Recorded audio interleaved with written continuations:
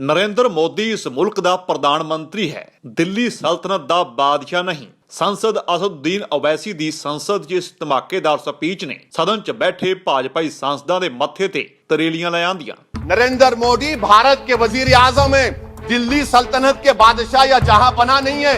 आपके जरिए से हुकूमत से अपील कर रहा हूं कि आंदोलन होगा, नाइंसाफी के खिलाफ आवाज उठेगी, संविधान को बचाया जाएगा।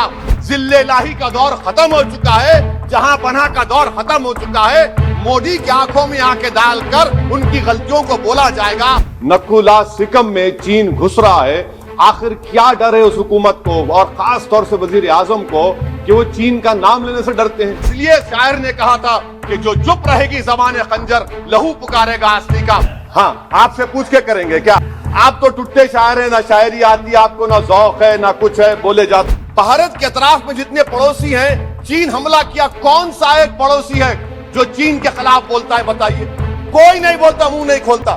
सर, नेपाल का वजीर आजम कहता है कि भारत से ताल्लुकात उस वक्त तक बहाल नहीं होंगे जब तक कि भारत नेपाल की जमीन वापस नहीं करता। भाई, मुल्क की सलामियत का मसला है, मुल्क की जमीन पर चीन कब्जा करते जा रहा है और भारत के वजीर आजम चीन का नाम नहीं लेते। ओवैसी ने किसानां नाल मोदी सरकार दे वतीरे ਨੂੰ ਆਧਾਰ ਬਣਾ ਅਜਹੀਆਂ ਵੱਖੀਆਂ ਉਦੇੜੀਆਂ ਕਿ ਸੁਣਨ ਵਾਲੇ ਸੁਣ ਹੋ ਗਏ। ਆਪਣੀ ਤਿੱਖੀ ਤਕਰੀਰ ਲਈ ਜਾਣੇ ਜਾਂਦੇ ਓਵੈਸੀ ਨੇ ਮੋਦੀ ਸਰਕਾਰ ਨੂੰ ਖਬਰਦਾਰ ਕੀਤਾ ਕਿ ਕਿਸਾਨਾਂ ਨਾਲ ਦਿੱਲੀ ਦੇ ਬਾਰਡਰ ਤੇ ਤੁਸੀਂ ਚੀਨ ਦੇ ਫੌਜੀਆਂ ਵਾਲਾ ਸਲੂਕ ਕਰ ਰਹੇ ਹੋ ਅਤੇ ਜਿਸ ਚੀਨੀ ਫੌਜ ਨਾਲ ਤੁਹਾਨੂੰ ਸਖਤੀ ਨਾਲ ਪੇਸ਼ ਆਉਣਾ ਚਾਹੀਦਾ ਹੈ ਉਸ ਦੇ ਸਾਹਮਣੇ ਤੁਹਾਡੀ ਬੋਲਤੀ ਬੰਦ ਹੈ। और मैं अपनी बात का आगाज उस मुल्क का नाम लेकर करना चाहता हूं जिसका नाम लेने से हमारे मुल्क के वज़ीर आज़म डरते हैं और कांपते हैं। उस मुल्क का नाम चाइना है और इस चीन ने 45 साल के बाद भारत और चीन की सरहद पर हमारे 20 सिपाहियों को मार दिया और उनकी मौत, उनकी शहादत रायगा जाने दे रही हुकूमत।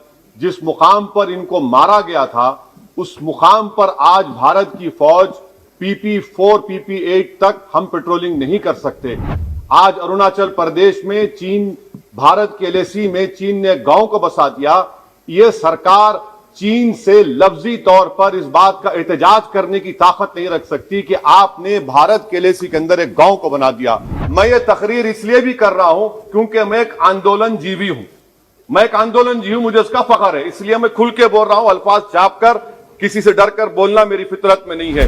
अफसोस तो इस बात का होता है सर कि जिस जगह पर हमको इंफ्रास्ट्रक्चर बनाना था हमने टिकरी पर बना दिया, जिस जगह पर हमको वो इंफ्रास्ट्रक्चर बनाना था हमने सिंगूर में बना दिया, जो इंफ्रास्ट्रक्चर की जरूरत थी हमने गाजीपुर पर बना दिया, अरुणाचल प्रदेश में नहीं बनाया। आखिर हो क्या रहा है?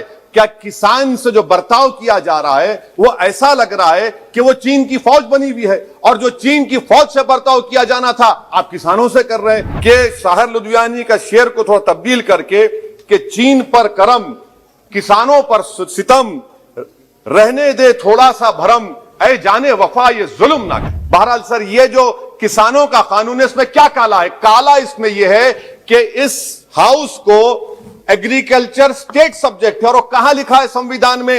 एंट्री 14, एंट्री 28, शेड्यूल 7 में। और ये फेडरलिज्म के खिलाफ है।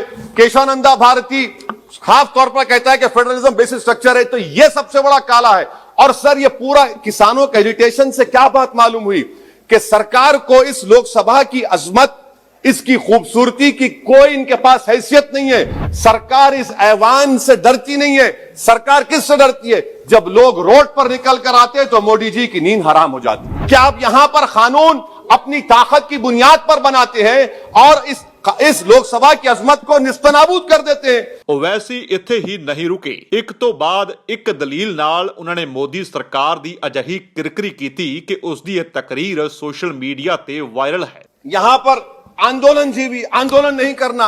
अरे, किसी शायर ने अच्छा कहा था कि जिसमें ना हो इनकलाब, मौत है वो जिंदगी, रूह वम की हयात, कश्मकश है इनकलाब। किसी ईना मीना डीका ने ट्वीट किया, आपने परेशान हो गए। ईना मीना डीका ने ट्वीट किया, आप खड़े हो गए।